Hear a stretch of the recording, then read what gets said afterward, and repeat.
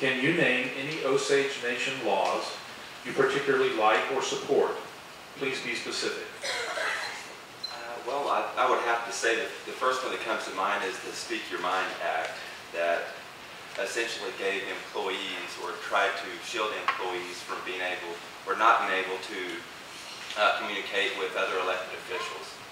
I would say that would be the one that comes to mind first. Thank you. Ms. Hudgins? I like the employee merit system.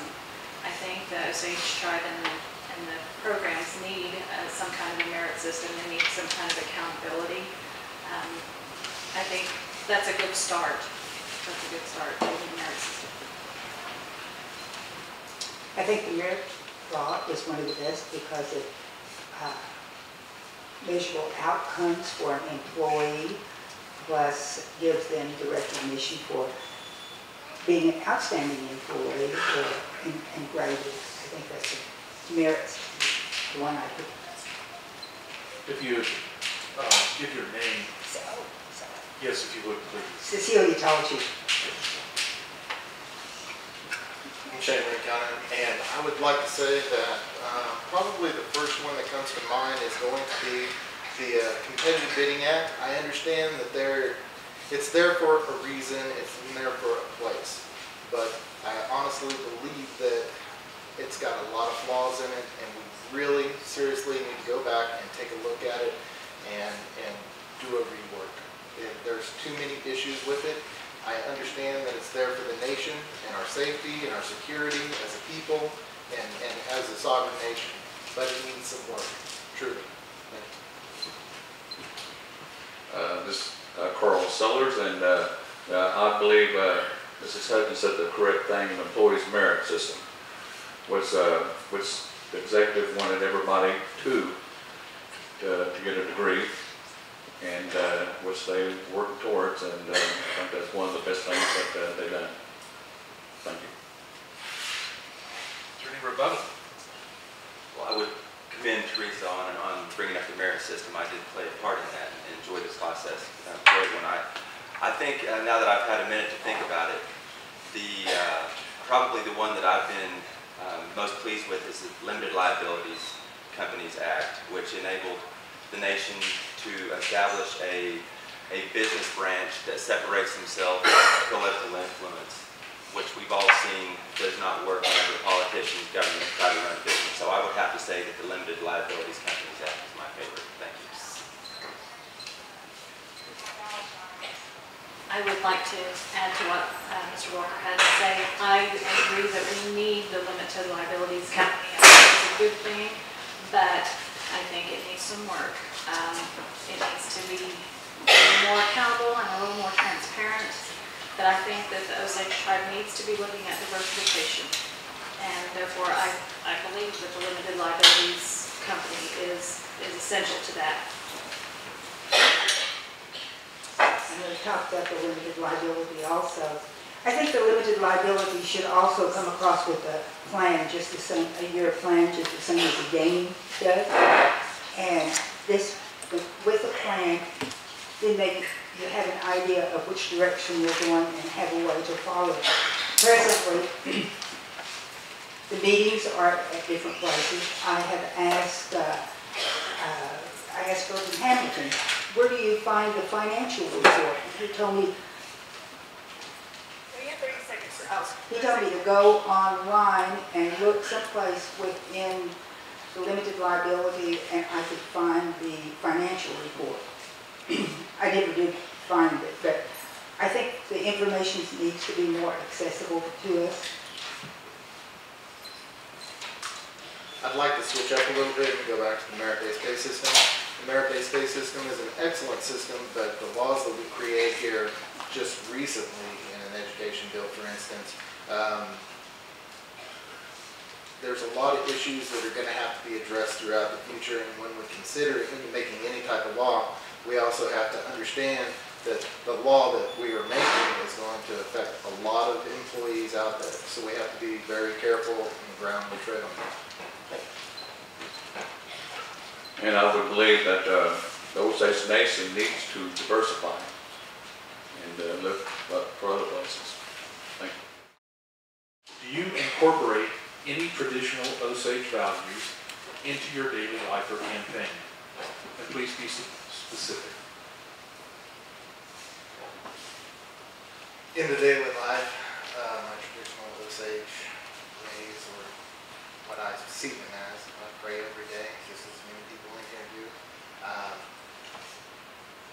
participated in the Osage in June, and I try to raise my children with values and respect to others, and caring and nurturing. Those type of things I like to instill in my children.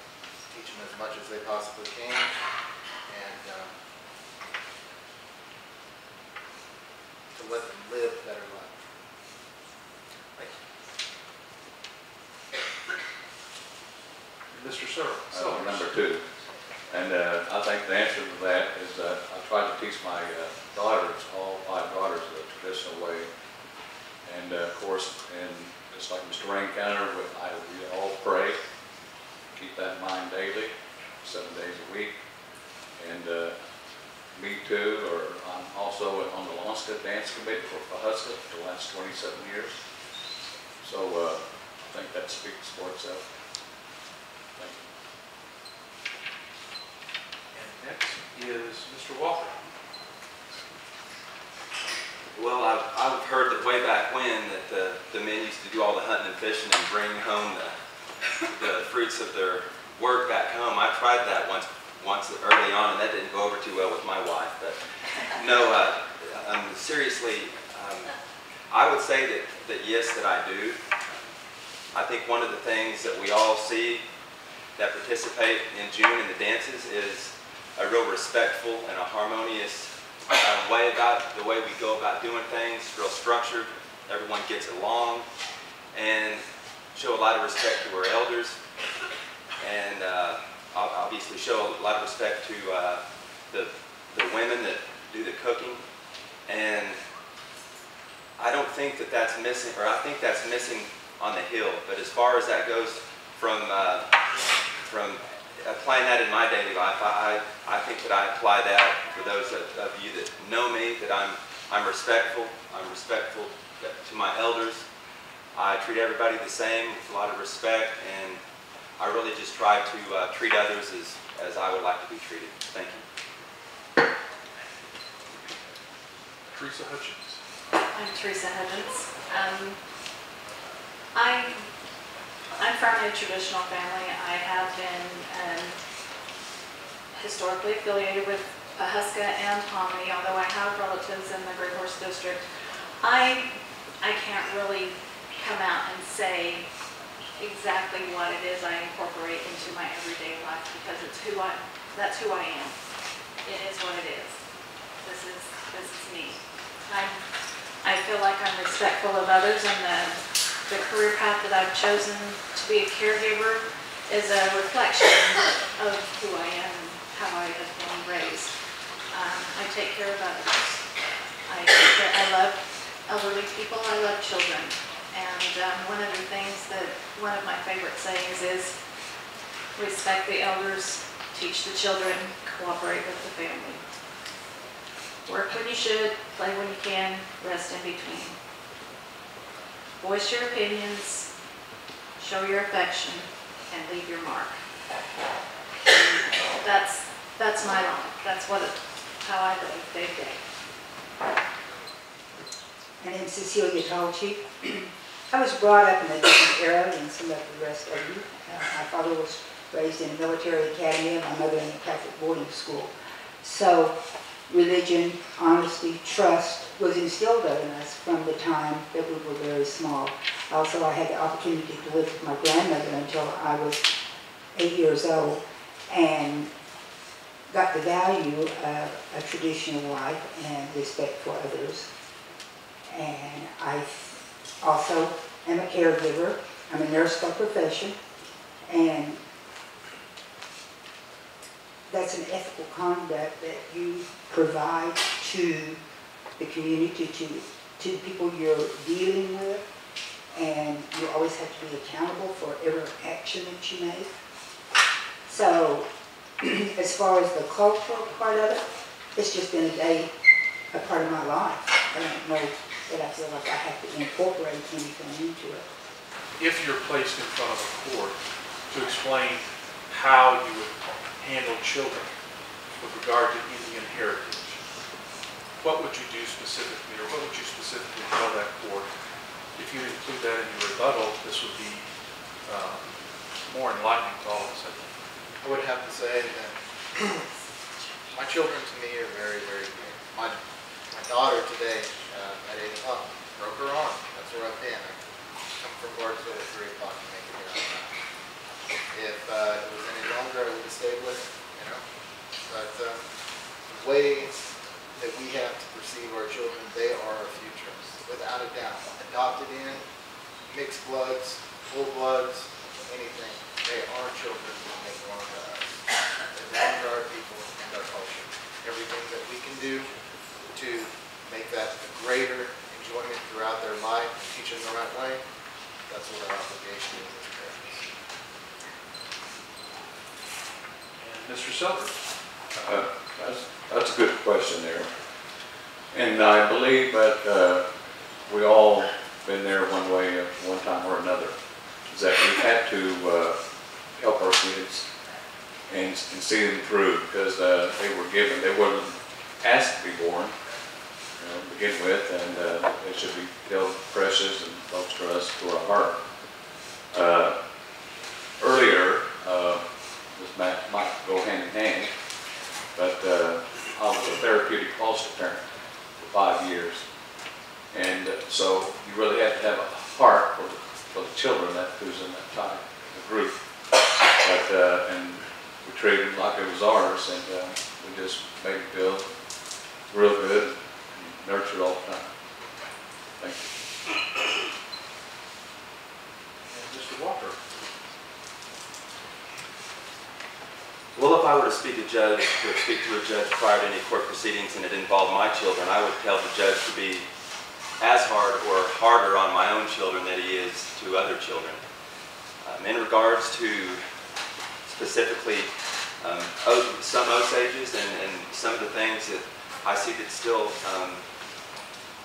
thankfully lingering, been a blessing and a curse, is the holding of the eldest son in such a high regard. I think that it's something that we need to continue to do. But I think if there was specifically something that involved a court proceeding that involved a very cultural and traditional family, I think I would explain to them how the Osages always held their eldest son in that regard. Thank you. R.J. Walker, sorry.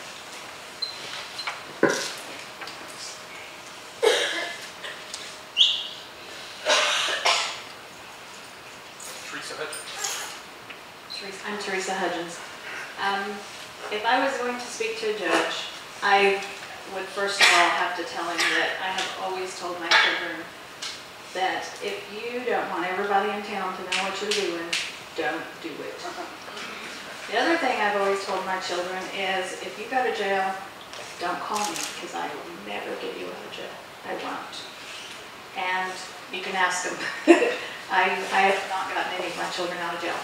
However, I would also want to explain to a judge a little bit about our culture and how we raise our children, and how we hold that oldest son in highest regard. But that also is the oldest daughter. The oldest daughter is held in high regard also. So everybody has their place in the family. But I would definitely want to tell the judge that, that I would want them to understand what our culture is. Cecelia Tallchief? Oh, this is rebuttal. If you want to pass, you may. Oh, I think one of the things that I was just looking at Teresa here, that the nurses by profession, so if anything happens, we are required by law to turn it in for investigation. But if I were going before a judge, I would try to explain what the cultural values are and